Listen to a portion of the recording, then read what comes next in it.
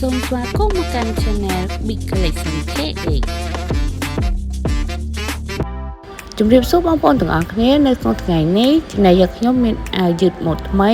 របស់ក្មេងស្រីបង្ហាញលោកអ្នកអាវយឺតនេះផងដែរជាប្រភេទអាវដៃវែងប៉ោងស្មាកមូលមានល័យអក្សរនៅផ្នែកខាងមុខចំពោះរាងអាវខាងក្រោមរាងមូល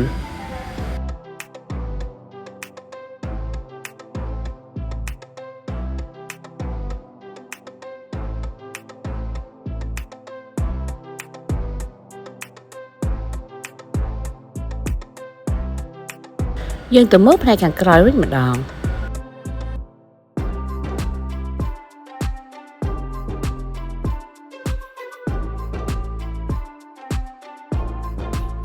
ចំពោះអាវនេះផងដែរមានទំហំលេខ120រហូតដល់លេខ70អាចពាក់បានពីក្មេង4ឆ្នាំរហូតដល់14ឆ្នាំមាន5ពណ៌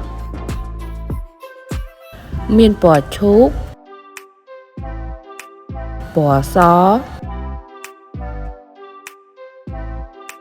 ពណ៌ខ្មៅពណ៌ប្រផេះ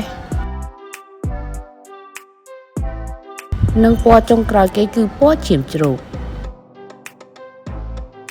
សូមចុច Subscribe និងសញ្ញារូបកណ្ដឹងដើម្បីទទួលបានវីដេអូថ្មីៗពី Channel យើងខ្ញុំ